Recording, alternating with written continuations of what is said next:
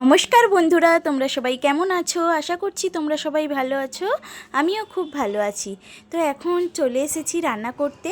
আজকে বানাবো chilli chicken. তো চলো সবজিগুলো আগে কেটে নিই।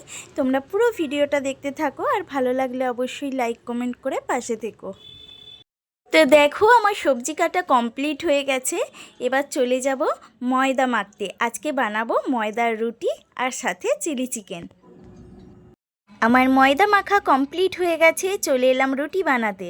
তো দেখো রুটিও করে নিলাম। চলো এবার সরাসরি তোমাদেরকে চিলি চিকেনের রেসিপিতে নিয়ে চলে যাই। তো কড়াইতে তেল দিয়ে দিয়েছি, আর আগে থেকে আমি চিকেনটা ম্যারিনেট করে রেখে দিয়েছিলাম। দুটো ডিম, আদা রসুন বাটা, পেঁয়াজ বাটা, লঙ্কার গুঁড়ি, নুন আর ভিনিগার সমস্ত কিছু একসাথে দিয়ে, হ্যাঁ সাথে ছিল কর্নফ্লাওয়ার। তো সমস্ত কিছু একসাথে দিয়ে আমি ম্যারিনেট করে রেখে দিয়েছিলাম। তো এখন পকোড়াগুলো সব ভেজে নিই, চলো।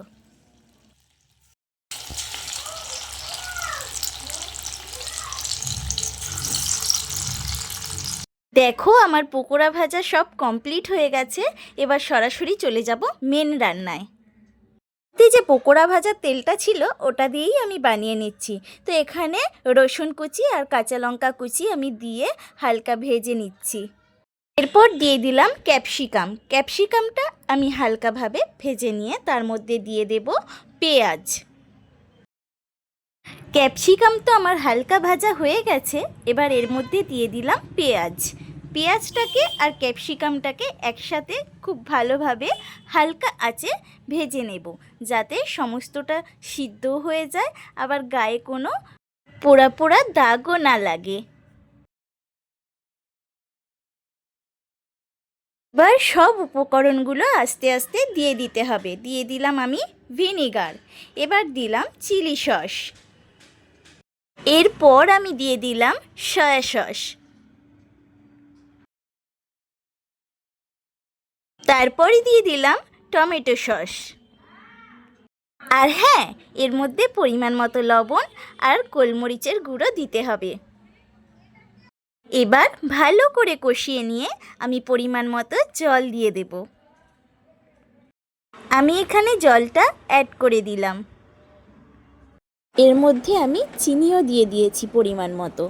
দেখো জাল উঠে গেছে। এর মধ্যে আমি এবার পকোড়াগুলো সব দিয়ে দেব।